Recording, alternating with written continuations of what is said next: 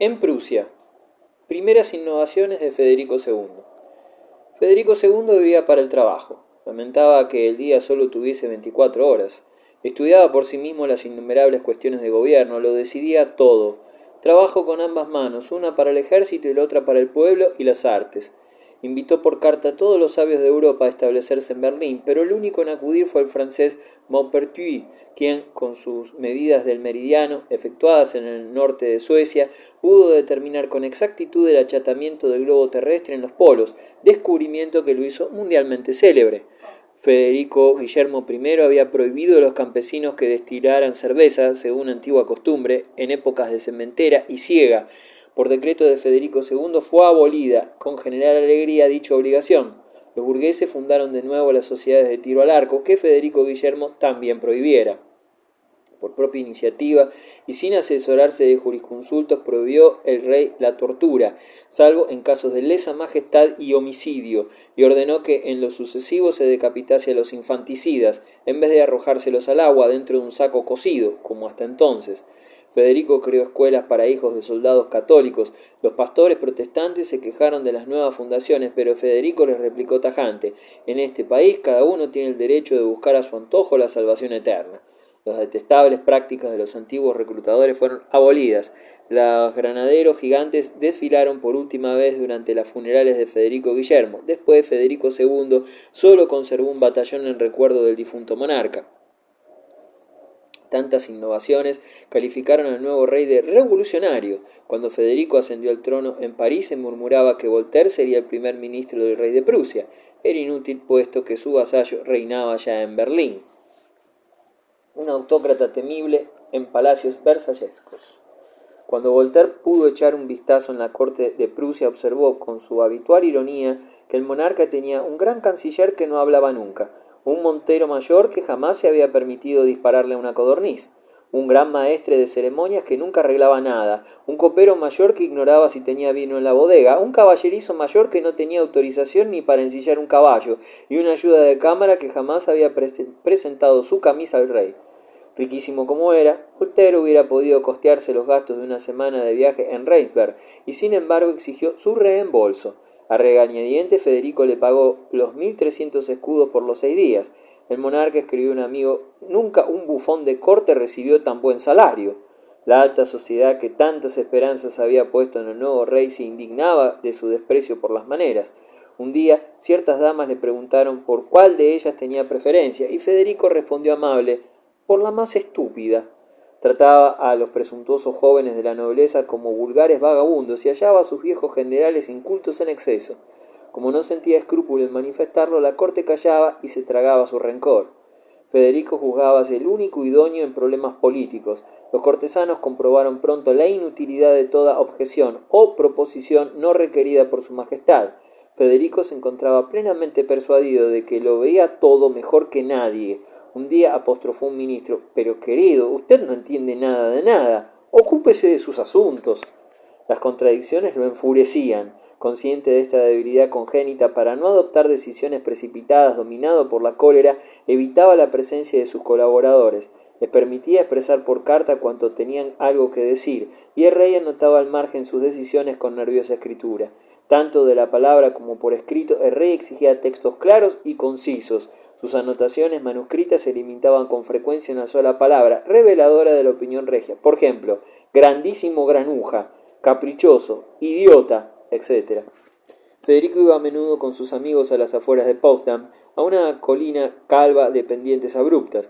Disfrutaba contemplando la campiña, los bosques y los ríos.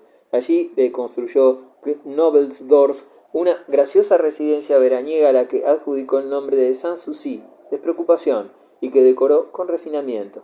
El palacio de Sanssouci fue erigido al terminar la guerra de sucesión austríaca en el centro de jardines al estilo de los de Le Notre en Versalles, con una característica geométrica vegetal, disciplinada, muy al gusto de los monarcas absolutos de la época, dominadores de la naturaleza y de los seres humanos al propio tiempo.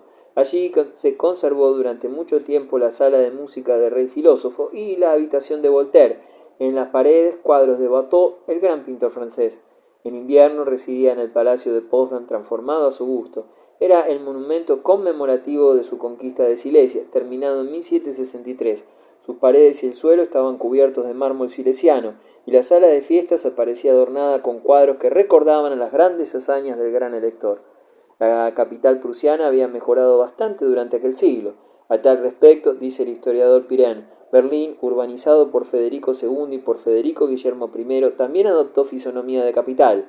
Schulter, arquitecto y escultor, construyó el Arsenal, 1699, reconstruyó el Palacio Real, 1699-1706, erigió la estatua ecuestre del gran elector, 1703.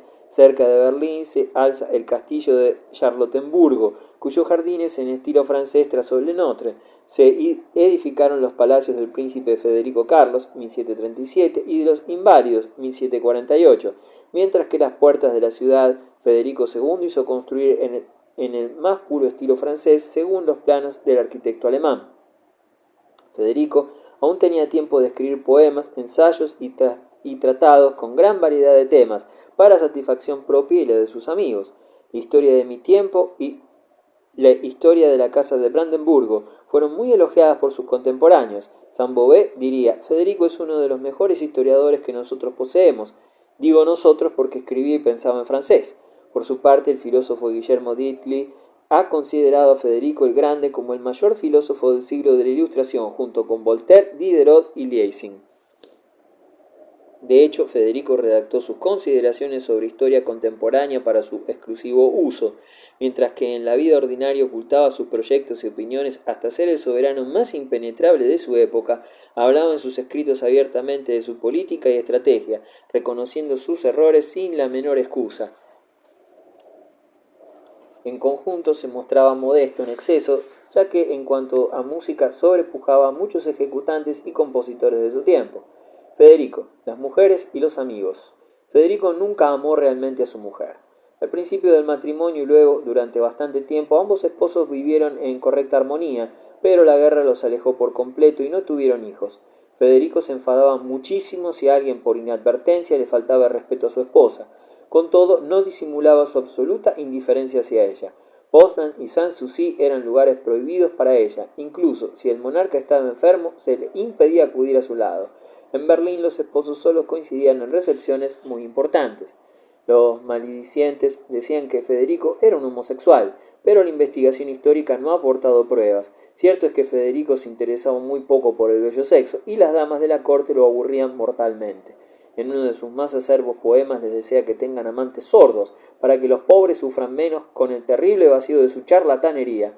No obstante, hubo un tiempo en que menudearon los comadreos de la corte a costa de la bailarina italiana Barbara Campanini, más conocida con el nombre de la Barberina. Algunas expresiones galantes dirigidas a la Barberina en la correspondencia real y los cuantiosos honorarios regios de la gran estrella en la ópera de Berlín constituyeron las únicas pruebas de una eventual relación íntima entre el monarca y la bailarina. En el parque de Sanssouci había un templete dedicado a la amistad. A su indiferencia por el bello sexo, Federico unía cálida amistad con sus antiguos amigos de los tiempos de Reinsberg. Sus nuevos amigos le interesaban menos, entre ellos el italiano Algarotti, el francés Darchamp, algún escocés y por último el mundano barón de Polnitz, del que conocemos bien los relatos harto interesantes de sus galanterías en la corte de Augusto el Fuerte. Este era el núcleo de la célebre mesa redonda, que tenía sus reuniones privadas en el comedor oval. Federico II se manifestaba allí con aspecto más sugestivo. Todos los asiduos a ese club sentían la mayor admiración por su extraordinario talento de conversador. Según uno de sus auditores, Federico poseía la rara facultad de ennoblecer todos los temas abordados en su presencia. Siempre dejaba encantados a sus amigos por sus paradojas. El clero consideraba la mesa redonda como uno de los hogares del ateísmo reinante en la época de Federico, de quien nadie ignoraba sus relaciones con la francmasonería. Era tratado más o menos abiertamente de blasfemo y anticristo. El monarca, empero, creía en un Dios invisible, creador de todas las cosas, pero rechazaba la idea de que interviniese de continuo en el curso de los acontecimientos de este mundo. Según él, en la naturaleza y en la existencia humana, todo se mueve según leyes perpetuas establecidas por el Altísimo. Aprobaba con vigor la moral calvinista de sus hermanos, Federico el Grande y Voltaire. Una vez Federico en el trono prusiano, Voltaire se percató de que su discípulo era un personaje mucho más importante y bastante más peligroso de lo que imaginara al principio. Lo comprobaba en el tono más rígido y cínico de sus cartas. El monarca había perdido parte de la consideración que le merecía el escritor, pero todavía admiraba su genio e insistía mucho en hospedarlo en Berlín. En 1743 Voltaire cedió por fin a las instancias del rey de Prusia, pero su visita resultó una catástrofe. Antes de su partida, Voltaire prometió al gobierno francés que escudriñaría los proyectos del prusiano. Cuando Federico se enteró del asunto, impidió que el francés abandonara sus estados. Voltaire no dejaría perder ocasión de echar pestes de su huésped, quien comentó: «Es una verdadera lástima que genio tan ilustre esté estropeado por un carácter tan detestable». Sin embargo, era evidente que Federico necesitaba a Voltaire, tanto en calidad de crítico literario como de consejero político. En 1750 Voltaire se dejó convencer para otra visita y entonces el escritor le propuso a Federico que trabajaran juntos un par de horas diarias durante varios meses, para iniciarlo en las delicadezas de la poesía francesa. Federico acogió la sugerencia con el mayor entusiasmo. La obra por la que Federico precisaba asesorarse era una antología poética y de fragmentos en prosa que iba a ser impresa en el Palacio de Berlín a iniciativa de un círculo de íntimos, con el título Obra del filósofo de Sanssouci. Las pruebas, que contienen notas y correcciones de Voltaire, se han conservado. Las anotaciones son lo bastante personales y vivaces para permitirnos imaginar a Voltaire en pleno trabajo, con sus muecas elocuentes y sus comentarios sarcásticos, pero, como conocía sobradamente el quisquilloso amor propio de los literatos, suavizaba sus críticas con rasgos de ingenio y no olvidaba dar libre curso a los elogios cada vez que le parecía factible. En general, Federico tenía muy en cuenta las anotaciones hechas por su maestro, aunque Voltaire comprendía perfectamente la poca estimación que, en el fondo, el monarca sentía hacia él. Una observación muy ingrata llegó a sus oídos. El monarca había dicho que conservaría otro año a Voltaire junto a él, y luego lo arrojaría como un limón estrujado hasta la última gota. Cuando el filósofo se peleó con Maupertuis y además se entregó a especulaciones financieras ilícitas, Federico lo despidió. Esta vez Voltaire se vengó publicando una anónima crónica escandalosa de la corte de Federico. El monarca pronunció su última palabra justa: cuando se juega con monos hay que temer sus mordeduras. Todo quedó en calma en Sanssouci. Vivo con mis libros y frecuento a los hombres del tiempo de Augusto, escribía con melancolía el rey. La gota que Federico consideraba hereditaria de su padre le hizo su carácter cada vez más irritable. Bastaba su presencia en la corte para que aquella alegre compañía se convirtiera en una colección de estatuas. Organización social en Prusia. El monarca vivía muy por encima de los hombres sobre quienes reinaba. Este no consideraba a ningún súbdito inferior a otro, perjuicio de preferir a la nobleza. Confiar a cada una su propia misión parecía el sistema más provechoso para el Estado. Los nobles harían fructificar sus dominios y darían al Estado oficiales y altos funcionarios. A la burguesía se le asignaba el comercio, la industria y las ciencias. El papel de los campesinos consistía en cultivar la tierra y proporcionar soldados. El rey sargento había adjudicado a la nobleza simplemente su debida consideración. En cambio, su hijo mereció el sobrenombre de rey de los nobles. Conocía la historia de cada alcurnia hasta el último de sus miembros y leía siempre en persona las cartas procedentes de los nobles. La de los burgueses dejábalas en manos de secretarios que le presentaban un resumen. El monarca cuidaba de que no se debilitase la posición económica de la nobleza al ceder tierras a la corona o a la burguesía. Si Federico concedía privilegios a los oficiales aristócratas, esperaba en cambio que hiciesen honor a sus funciones. Por ejemplo, estaba estrictamente prohibido mantener trato con sus inferiores fuera de las horas de servicio. Federico se informaba con minuciosidad de la vida privada y de los méritos personales de sus oficiales. Ni siquiera el número de cuarteles de nobleza y la gloria de los antepasados eran motivo suficiente para ascender de grado en sus ejércitos, ni tampoco la prolongada permanencia en el servicio. El rey prefería la eficiencia a la antigüedad. Escribió al margen de una solicitud de ascenso: «Yo tengo muchas mulas viejas, ello no es razón para nombrarlas grandes maestres de las caballerías». Como el rey sargento, Federico II despreciaba a los funcionarios civiles. Constantemente los consideraba sospechosos de fraudes y trataba como a infames ventajistas a los abastecedores del ejército. Como castigaba en el acto y sin piedad la menor negligencia o pereza, la pesada maquinaria de la administración funcionaba con una precisión sorprendente para aquella época.